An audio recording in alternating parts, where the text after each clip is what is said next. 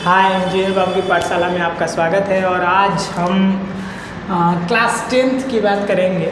और आज से जो है इस चैनल पे हम लगातार वीडियो डालते रहेंगे। बहुत सारे बच्चों ने रिक्वेस्ट किया था कि हम क्लास 9th के मैथ का डालेंगे। आज हम पहले क्लास 10th की बात कर लेते हैं, जिसमें एक बहुत इंपॉर्टेंट चैप्टर है जो समांतर श्रेणी, जो इस बार के बोर्ड के एग्ज़ाम में बहुत ज़्यादा इंपॉर्टेंट होने वाला है। और दीर्घ उत्तरी में ज़्यादा इससे क्वेश्चन आते हैं।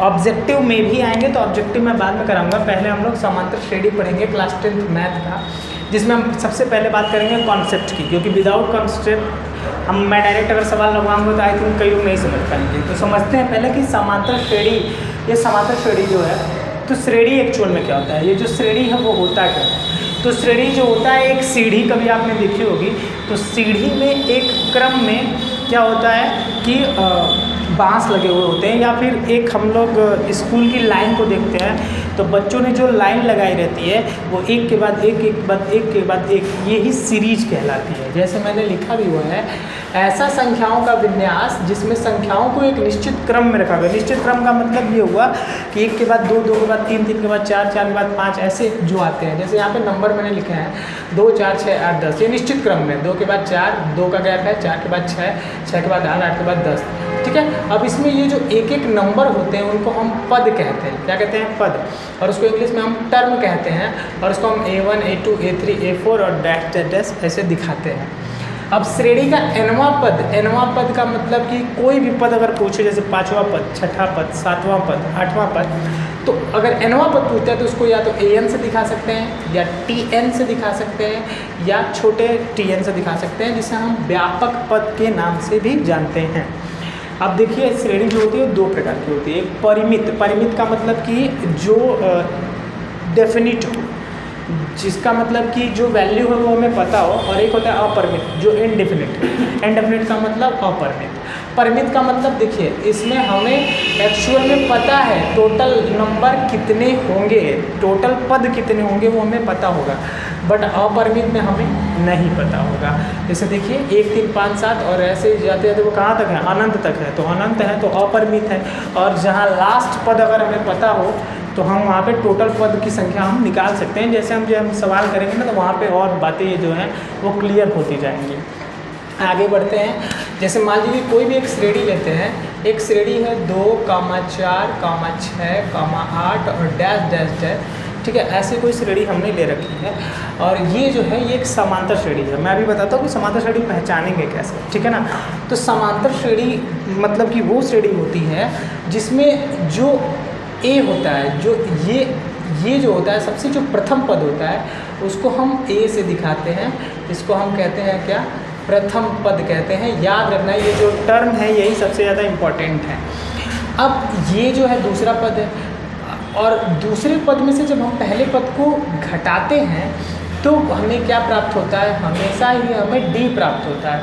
अगर हम इसको T2 मान लें, और इसको अगर हम T1 मान लें, और इसको अगर हम T3 मान लें, इसको अगर हम T4 मान लें, ठीक है। तो हम क्या करें, अगर हम T2 में से T1 को घटाएंगे तो हमें क्या मिलेगा? सार्वंतर मिलेगा। इसे हम क्या कहते हैं? सार्वंतर। क्या कहते हैं? सार्वंतर कहते हैं, ठीक है। सार्वंतर मतलब कि कभी भी इसमें से इसको नहीं घटाएंगे, मतलब कि इसमें से जब इसको घटाएंगे तब सार्वंतर मिलेगा। इसमें से इसको घटाएंगे तो गलत हो जाएगा, ठीक है ना। मतलब कि प्रथम पद के बाद वाले पद में से प्रथम पद को जब घटाएंगे, या फिर इसमें से इसको घटाएंगे, इसमें से इसको घटाएंगे, ठीक है। मतलब कि T2 माइनस T1 बराबर T3 माइनस T2 बराबर T4 माइनस T3, ये सब क्या होंगे? ये हमारे सार्वंतर होंगे। ये जो अभी आपको थोड़ा बहुत नहीं समझ में आ रहा होगा, जब मैं सवाल कराऊंगा ना तो बहुत ज़्यादा आप रिलेट कर पाओगे इससे। अब आगे बढ़ते हैं। यहाँ पे देखिए, तो ये हमारा हो गया सर्वांतर। एक और चीज़ होता है हमारा, एक और चीज़ क्या होता है? एल होता है। एल का मतलब क्या होता है? अंतिम पद। अंतिम पद। अब इसमें तो अंतिम पद नहीं पता है, लेकिन मान लीजिए कि कोई सीरीज एक ऐसी दी गई हो जिसमें हमें लास्ट का पद दिया हो 100, मतलब कि ये परिमित अगर हो, जैसे यहाँ पे मैंने पढ़ाया था परिमित अनुक्रम, तो अगर इसको देखा जाए तो इसमें लास्ट जो है, जो डिजिट है, उसी को हम बोलते हैं अंतिम पद, जिसे हम क्या कहते हैं? एल कहते हैं। क्या कहते हैं हम? एल कहते हैं। और एक तो मैंने बता दिया एन का मतलब क्या होता है, पद, है ना, एन का मतलब पद है, ठीक है। और ए एन जो है वो आप लोग को यहाँ पे मैंने दिखाया ही है। ए एन क्या है, हमारा व्यापक पद है। ए एन या टी एन या एनवा पद जब हमें कोई भी पद निकालने के लिए बोलता है तो उसे हम क्या कहते हैं, हम एनवा पद कहते हैं। अब इसमें दो फार्मूले जो हैं बहुत ज़्यादा इंपॉर्टेंट हैं और इसमें जो है ये बहुत ज़्यादा यूज आएगा। जैसे अगर एक होता है एनवा पद निकालने की जब बात होती है, टी एन बराबर, है ना, उसका फार्मूला होता है ए प्लस ब्रैकेट में एन माइनस 1 इंटू डी, ठीक है। एक और फार्मूला आता है जब अंतिम पद हमें निकालना होता है तो उसके लिए भी फार्मूला होता है L is equal to l a plus n minus 1 into d. तो ये जो फार्मूले हैं, ये इतनी सारी चीज़ें जो है वो कॉन्सेप्ट है हमारा। इस कॉन्सेप्ट के बेसिस पे अब हम सवाल को करेंगे, ठीक है। तो आगे बढ़ते हैं फिर, अब उस कॉन्सेप्ट को अप्लाई करेंगे और देखेंगे। पहला क्वेश्चन है, बेसिक सा क्वेश्चन है, निम्न में से कौन सा समांतर श्रेणी में नहीं है। अब इसको कैसे पता करेंगे कि कौन समांतर श्रेणी में है और कौन नहीं है। तो देखो ये 1 4 7 है ना, तो देखो क्या मैंने तुम्हें बताया था कॉन्सेप्ट के वीडियो में कि D हम निकालेंगे। D मतलब कि T2 माइनस T1 और T3 माइनस T2, मतलब कि ये दोनों अगर बराबर आएंगे, समांतर समान होगा तो समांतर श्रेणी में होगा, समांतर समान नहीं होगा तो समांतर श्रेणी में नहीं होगा। तो T2 माइनस T1, ये T2 है और ये T1 है, तो इसमें से हम क्या करेंगे 4 माइनस 1 और is equal to T3 minus, तो 7 में से हम 4 को घटाएंगे, मतलब कि 3 इज इक्वल टू 3, मतलब कि जो D है हमारा वो क्या है, सेम है, इसलिए ये क्या है, हमारा समांतर श्रेणी है। अब इसमें भी वही काम करते हैं। अब देखिए, अब यहाँ भी हम क्या करेंगे, T2 में से T1 को घटाएं, फिर T3 में से T2 को घटाएं, फिर T4 में से T3 को घटाएं, और अगर सारे इक्वल आते हैं तो समांतर श्रेणी में है, अन्यथा नहीं है। बहुत आसान है। तो T2 में से -2 और माइनस T1 क्या है, माइनस का 5 है, T3 कितना है 1 और माइनस ये क्या है -2 है, T4 कितना है 4 है और -1 है। अब यहाँ देखिएगा -2 और ये +5 हो जाएगा, ये 1 और +2 हो जाएगा और 4 में से 1 जाएगा तो 3 हो जाएगा। -2 5 क्या हो जाएगा 3 3 और 3, ये क्या हो जाएगा हमारा D बराबर 3 बराबर 3, मतलब कि ये सेम आ रहा है। इसका मतलब ये भी मेरा समांतर श्रेणी में है। अब इसको जो है इधर मैं करता हूँ, इसमें भी मैं क्या करूँगा, वही करूँगा, T2 minus T1 equal to T3 minus T2 is equal to T4 minus T3, है। और आगे क्या कर सकते हैं, T4 माइनस T3 है तो 4 ही तो है ना, इतने ही है। चलिए, तो T2 क्या है, T2 क्या है 7 है, T1 क्या है 3 है, तो 7 minus 3, T3 minus T2, T3 में से T2 को घटाएंगे तो 12 माइनस 7, ठीक है, इज इक्वल टू, अब क्या है T4, 18 में से 12 को घटाते हैं, ठीक है। अब ये क्या होने चाहिए, एक्चुअल में इक्वल होने चाहिए, 7 3 4, 12 7 5 और ये 6, एक भी बराबर नहीं है, मतलब कि ये जो है ये लाइक नहीं है ना। लाइक का मतलब एक तरीके से कहते हैं नॉट सेम, और नॉट सेम का मतलब क्या हुआ कि ये जो है ये समांतर श्रेणी में नहीं है। और ये जो है आप लोग के लिए होमवर्क या कह सकते हैं तरीके से आप अपना करके चेक करिए। आगे बढ़ते हैं। नेक्स्ट जो क्वेश्चन है वो बहुत ही ज़्यादा बच्चों को डिफ़िकल्ट लगता है, जो रूट में होते हैं वो उन्हें बहुत ज़्यादा डिफ़िकल्ट लगते हैं। जैसे ये एक मान लीजिए श्रेणी दे दिया जो रूट में है और बोल रहा है कि इसका जो नेक्स्ट टर्म होगा वो क्या होगा। अब इसमें ऑप्शन भी हमें दिया हुआ है, ऐसे क्वेश्चन जो है वो बहुविकल्पी में आ सकते हैं MCQ में। तो देखते हैं, ये थोड़ा टफ लग रहा है आप लोग को। रूट में 8 है, उसको हम लोग क्या ले सकते हैं 2 × 2 × 2, ठीक। उसके बाद रूट 18 है, इसको हम ले सकते हैं 2 3 जा 6, 6 3 जा 18। और नेक्स्ट जो है उसको हम ले सकते हैं 2 × 2 × 2 × 2 × 2, मतलब 2 2 जा 4, मतलब 2 दूना 4 दूना 8 दूना 16 दूना 32। अब देखिए इसका पेयर बन गया तो ये बाहर निकल गया 2√2, इसमें 3 का पेयर बन जाएगा, 3 बाहर निकल जाएगा 3√2। इसमें एक पेयर ये बन गया, एक पेयर ये बन गया, ये क्या हो गया 4√2। अगर आप लोग ऐसे देखें तो अगला क्या होगा 2 3 4 5, 5√2 कहीं है 5√2, ये सही है। लेकिन अब इसको हम सॉल्व करके देखते हैं। वैसे तो पता चल ही गया, बट सॉल्व करते हैं। कैसे पता करेंगे कि नेक्स्ट पद क्या है, ये यहाँ पे एक ट्रिक भी बताता हूँ।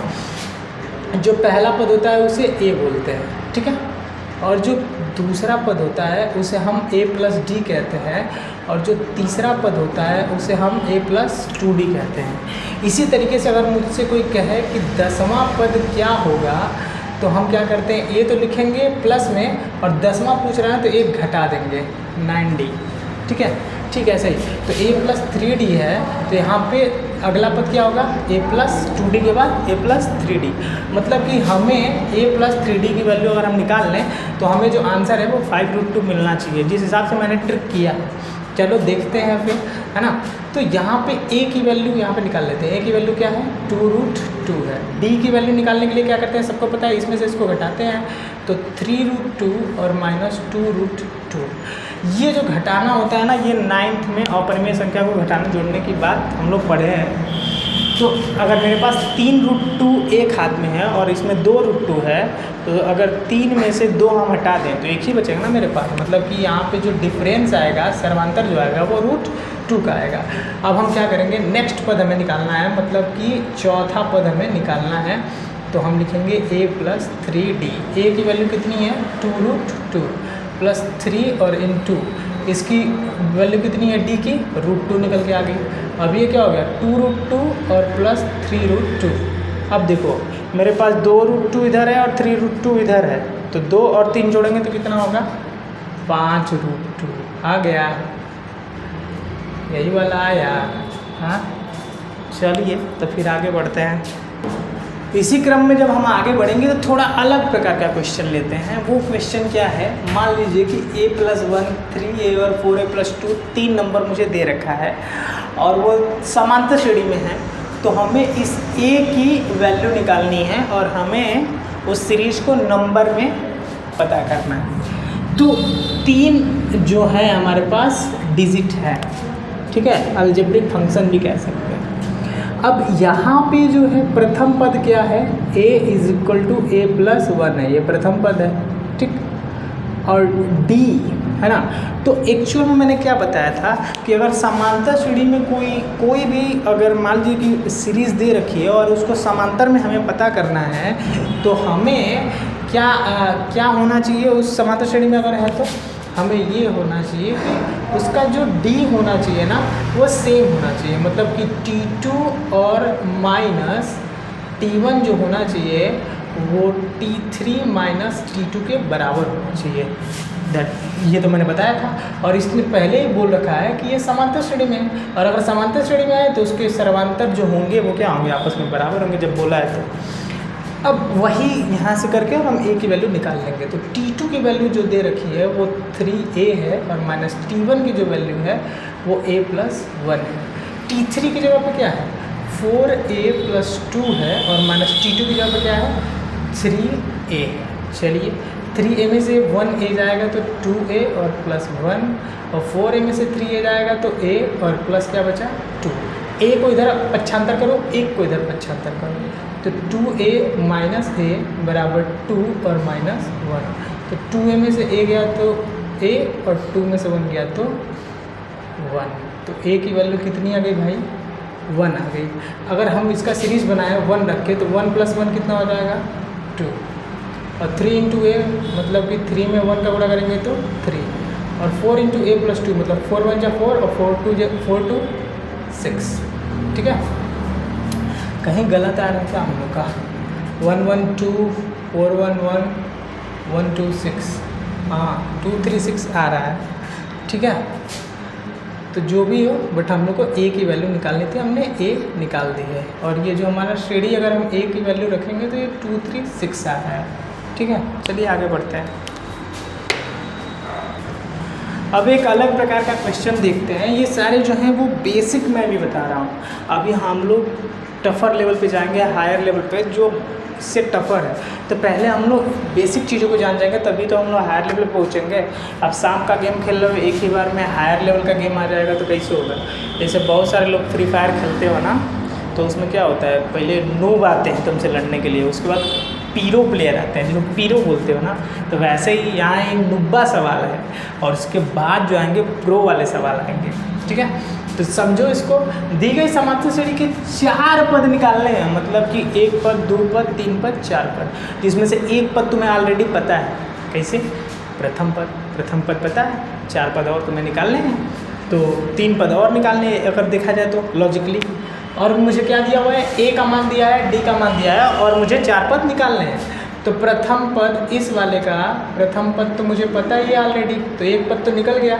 दूसरा पद क्या होता है, a प्लस डी होता है ना, दूसरा पद बताया था ना मैंने। तो a प्लस डी मतलब कि 10 और प्लस डी की वैल्यू 10 मतलब 20 हो गया। और तीसरा पद क्या होता है, तीसरा पद तो 1 घटा दो 2d, तो 10 और प्लस 2 और d की वैल्यू कितनी दे रखी है, यहाँ से देखो d की वैल्यू 10, ये क्या हो जाएगा 10 प्लस 20 बराबर कितना हो जाएगा तुम्हारा 30। आगे आ जाते हैं a प्लस, अब चौथा पद निकालना है तो एक कम करके लिखो 3d, यहाँ पे a की वैल्यू 10 और 3 और d की वैल्यू क्या हो जाएगी 10, तो ये क्या हो जाएगा 10 प्लस 30 बराबर क्या हो जाएगा 40। तो मेरे 4 पद निकल गए, 10, 20, 30, 40। अब इस वाले को देखते हैं, थोड़ा दशमलव में है, ठीक है। तो a बराबर दिया हुआ है -1.25, मतलब तुम्हें प्रथम पद पता चल गया। द्वितीय पद का क्या होता है, a प्लस डी होता है। तृतीय पद क्या होता है, a प्लस 2d होता है। और चतुर्थ पद क्या होता है, a प्लस 3d होता है। मैंने बताया ना कि जब भी कोई पद निकालोगे ना तो 1 घटा के लिखोगे। जैसे ये कौन सा पद है, ये तीसरा पद है, तो तीसरा है तो 1 घटा के, चौथा है तो 1 घटा के। अब a की जगह पर क्या है 1.25 माइनस वाला, और d की जगह पर क्या है देखो, यहाँ पे देखो प्लस है और ये माइनस, इसको माइनस ही कर देगा तो 0.25 हो जाएगा। अब अगर इनको हम जोड़ेंगे तो कितना हो जाएगा, 1.25 में 0.25 जोड़ेंगे तो माइनस का जोड़ेंगे, क्यों, क्योंकि माइनस माइनस प्लस होता है, लेकिन साइन माइनस का लगेगा। क्या हो जाएगा ये मेरा 1.50। नेक्स्ट है -1.25 और फिर माइनस हो जाएगा 2 और इंटू 0.25। अब देखो, अब यहाँ पे थोड़ा ध्यान देना, -1.25 और ये -25 में 2 का मल्टीप्लाई करेंगे तो क्या हो जाएगा 0.50, और जब इसको हम करेंगे तो कितना हो जाएगा -1.75। जब ऐड करोगे तो आगे आ जाते हैं -1.25 और -3 इंटू और d की जगह पे क्या है 0.25। अब यहाँ पे आ जाओ -1.25 और फिर -25 में 3 का मल्टीप्लाई करोगे तो कितना आ जाएगा 0.75 हो जाएगा। अब इसको आपस में ऐड करो तो ये 2.0 होगा, ठीक है ना, क्योंकि 75 25 जुड़ के क्या हो जाएगा 1 हो जाएगा, 112 -2.0। तो फर्स्ट ये, सेकंड ये, थर्ड पद ये और चौथा पद ये। अब इसको करते हैं, ये थोड़ा सा लगेगा कि अरे ये क्या है, ठीक है, कोई बात नहीं, ये तो सबसे ईजी है। a = -2, दूसरा पद a प्लस डी, तीसरा पद a प्लस 2d, चौथा पद a प्लस 3d। अब a प्लस डी का मतलब क्या हुआ कि -2 और प्लस d की जब क्या है 0 तो -2 होगा, फिर -2 और प्लस d की जगह पे 0 पूरा 0 हो जाएगा, 0 फिर -2, फिर a की जगह पे -2, फिर d की जगह पे 0 पूरा 0 हो जाएगा, +0 बराबर -2। पहला पद भी -2, दूसरा पद भी -2, तीसरा पद भी -2, चौथा पद भी -2। क्यों ऐसा हो रहा है, क्योंकि जो सर्वांतर है वो क्या है, वो 0 है। तो ऐसे अगर सवाल आएंगे तो हम आसानी से कर लेंगे। बेसिक पहले पढ़ रहे हैं, बेसिक जब हो जाएगा हम लोग का तो हम लोग थोड़ा टफर लेवल पे जाएंगे, पीरो प्लेयर बनेंगे। आगे बढ़ते हैं। अब एक नेक्स्ट सवाल है जिसमें एक श्रेणी दे रखी है और उसमें हमें प्रथम पद पूछ रहा है और सर्वांतर पूछ रहा है। प्रथम पद a होता है, सर्वांतर d होता है। बहुत आसान सवाल है, ठीक है। तो इसमें हमें, इस श्रेणी में हमें a पता करना है, तो वो तो आँख मूंद के कोई भी बोल देगा कि a की जो वैल्यू है वो क्या है 0.6 है, और d की वैल्यू क्या होती है मैं बहुत बार बता चुका हूँ, t2 - t1, मतलब कि इसमें से इसको हम घटाएंगे तो 1.7 में से हम 0.6 को जब घटाएंगे तो ये हमारा आई थिंक 1.1 आएगा, ठीक है, तो ये हो गया। अब इसमें देखिए ये वाले में हम करते हैं, a की वैल्यू तो सीधा सीधा कोई भी बता सकता है 1/3 होगा, और d की वैल्यू क्या हो जाएगी हमारी t2 माइनस t1 हो जाएगी। t2 की वैल्यू क्या है 5/3 और माइनस 1/3, तो ये 5/1 क्या हो जाएगा 4/3 हो जाएगा, मतलब d की भी वैल्यू निकल गई। तो ये बहुत आसान है, मैंने एक बता दिया कि बेसिक के लिए। चलिए आगे बढ़ते हैं। फिर मैंने एक थोड़ा सा टफ सवाल लिया है, इसमें ये श्रेणी दिए हुए हैं और उन श्रेणी के लिए हमें सार्वंतर निकालना है और साथ में अगला पद निकालना है, ठीक है।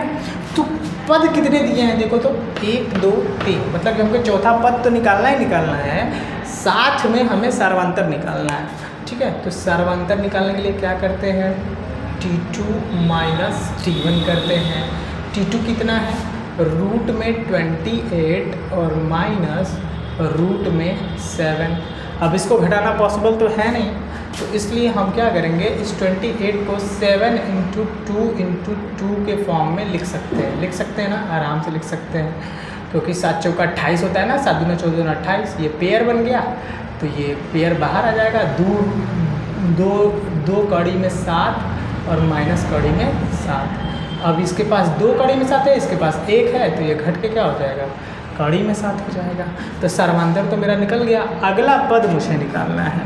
अगला पद का मतलब कि 3 पद दिए हुए हैं, चौथा पद निकालना है, तो a + 3 × d, ठीक है ना। चौथा पद निकाला तो a + 3 × d।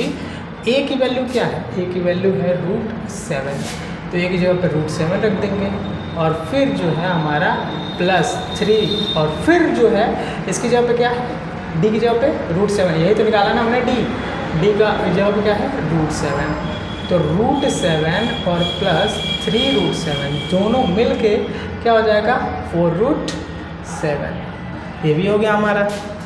अब इस वाले को देखते हैं, इसमें हम क्या करेंगे, इसमें हमें चौथा पद निकालना है, मतलब चौथा पद का मतलब a + 3d। a की वैल्यू क्या है रूट में 18 है, और +3 और × d का वैल्यू हमें पता नहीं है, तो वही तो निकालना है। तो d निकालने पहले सर्वांतर निकलेंगे ना, तो d की वैल्यू निकालने के लिए क्या करते हैं, वही करते हैं, फिर वही फंडा t2 माइनस t1 इतनी बार करा दिया है ना कि मतलब कि ये चीज़ तो भूलेगी नहीं, ये बात तो क्लियर है।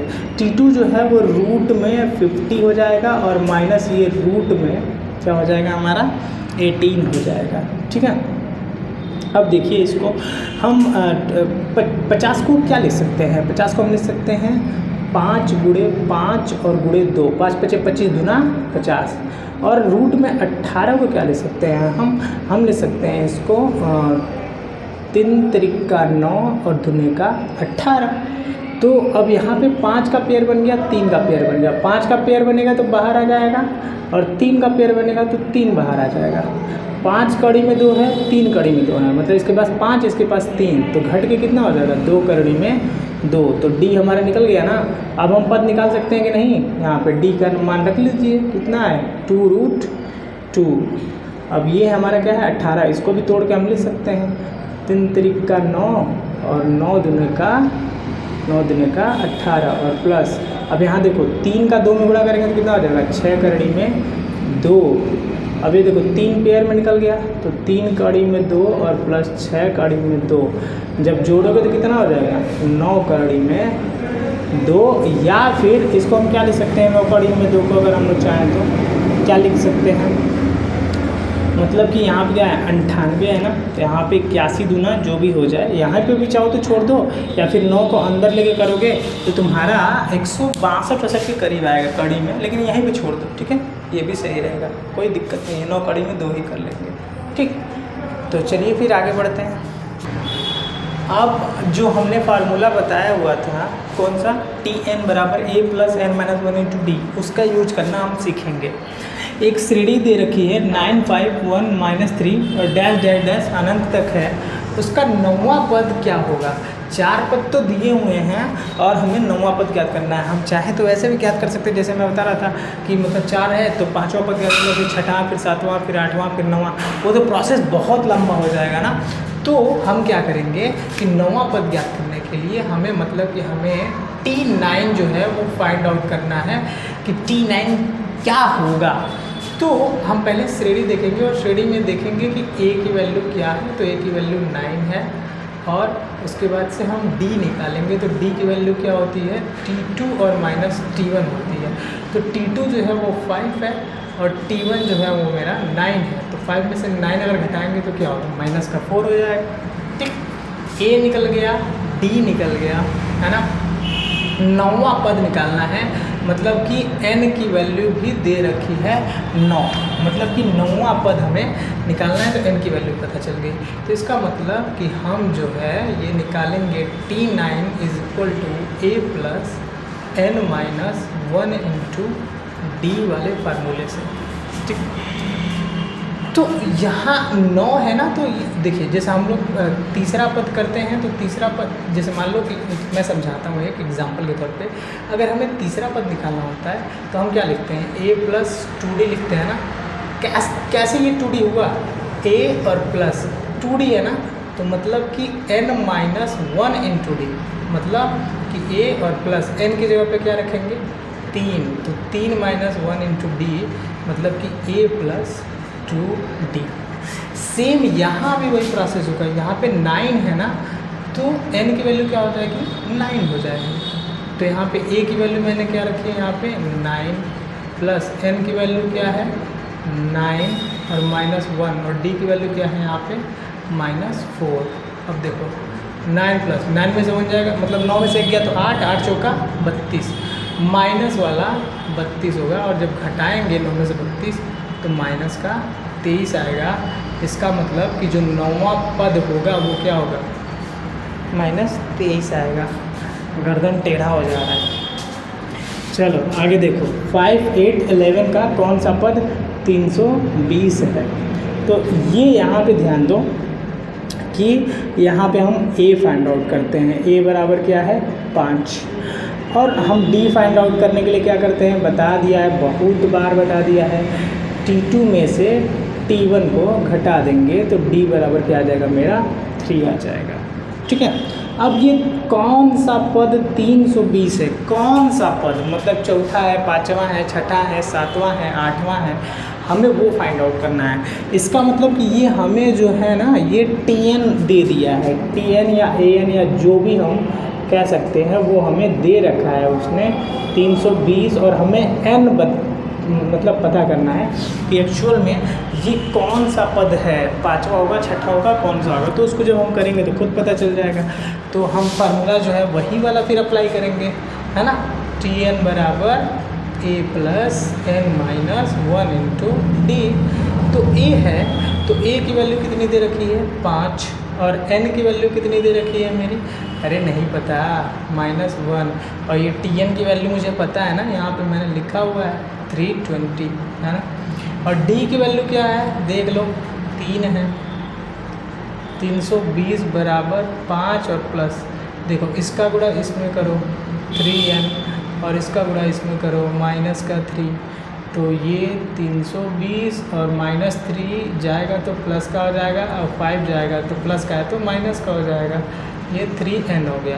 320 में 3 जोड़ोगे 323, और 323 में से 5 घटाओगे तो 318 बराबर 3n। अब इस 3 को उड़ा के लेके जाओ उधर, ठीक है। n बराबर क्या हो जाएगा 318 बटा 3, तो n बराबर 3 से कट करो, 3 एकम 3 और 3 छक्के 18। तो मतलब ये कौन सा पद होगा, 106वां पद होगा, जो होगा हमारा 320। चलिए तो फिर अब ये इस वीडियो का लास्ट सवाल हम कर रहे हैं। ये बेसिक मैंने पूरी तरीके से क्लियर कर दिया है, और अब हम थोड़ा मीडियम लेवल में जाएंगे अगले वीडियो में, और उसके बाद हम लोग हायर लेवल में जाएंगे। ठीक है, मैं क्वेश्चन जो है मैंने करवाया है 5A धर्मेंद्र बिश्नोई की बुक से, सारा 5A का सारा क्वेश्चन करवा दिया है, और ये थोड़ा सा मैं उदाहरण दिखा रहा हूँ। ये लास्ट सवाल है, लास्ट सवाल जो है थोड़ा सा टिपिकल में लेके आया हूँ। क्या कह रहा है कि वह समांतर श्रेणी निर्धारित करो, मतलब कि वह समांतर श्रेणी बताइए, क्या करिए, जिसका तीसरा पद 5 है और 7वां पद 9 है, मतलब कि 2 पद दे दिया है, और हमसे कह रहा है कि तुम खुद से क्या करो, एक श्रेणी बनाओ, है ना। मतलब खुद से नहीं, इन दोनों नंबर की सहायता से। तो कह रहा है कि तीसरा पद तो अगर प्रश्नानुसार देखा जाए, प्रश्नानुसार अगर हम लोग देखें, प्रश्न के आधार पे अगर हम चलने की कोशिश करें, तो तीसरा पद का मतलब क्या हो गया कि a + 2d कितना है, ये 5 है। सातवां पद का मतलब एक घटा के लिखो ना 6, ये 9 हो गया। इसको मान लो समीकरण नंबर 1 और इसको मान लो समीकरण नंबर 2। और अब तुमने 10th में जो है युगपत समीकरण जो है दो चरों वाले रैखिक समीकरण में पढ़ा है ना, एक विलोपन विधि, प्रतिस्थापन विधि, बजगुणन विधि। बजगुणन करने की यहाँ पे ज़रूरत नहीं है ना। यहाँ पे हम क्या करें कि समीकरण 1 में से 2 को अगर चाहें तो घटा दें, ठीक है। चलो तो क्या करते हैं, समीकरण 1 से 2 को घटाने पर, है ना, या समीकरण 1 से 2 को घटा देते हैं तो a + 2d = 5 और a + 6d = 9। साइन चेंज होगा, प्लस का है माइनस, प्लस का है माइनस, माइनस a प्लस का और a माइनस का कट जाएगा। -6d में से 2d को अगर घटाएंगे तो माइनस का 4d आएगा, और -9 में से 5 को घटाएंगे तो माइनस का 4 आएगा। तो यहाँ माइनस से माइनस तो कैंसिल आउट हो जाएगा, और 4 इधर जाएगा तो 4/4 क्या हो जाएगा 1। d = क्या हो जाएगा 1। और इसी d की वैल्यू को या तो इसमें ले जाकर रख दो या तो इसमें ले जाकर रख दो। तो मैं मतलब कि जिसमें भी रख दो, पापा की मर्जी है अपने। d का मान समीकरण 1 में रखने पर, है ना। तो ये लास्ट सवाल चल रहा है, a + 2 और d की जगह पे 1 और 5। तो a = 5, 2 करने 2 और उधर जाएगा तो -2, तो a बराबर क्या आ गया मेरा 3 आ गया। अभी सवाल पूरा सॉल्व नहीं हुआ है, a और d निकल गया ना। तो अब हम क्या करेंगे, श्रेणी बनाएंगे। तो चलो बना लेते हैं श्रेणी। प्रथम पद a बराबर क्या है मेरा 3, द्वितीय पद क्या होगा a + d, तो 3 और d की वैल्यू यहाँ पे निकाली है 1, ये हो गया मेरा 4। तृतीय पद क्या होगा a + 2d, तो 3 और +2 × 1 कितना हो जाएगा जी 5, और a + 3d ये कौन है, चौथा पद है, तो ये हो जाएगा तुम्हारा 3 और +3 × 1 = 6।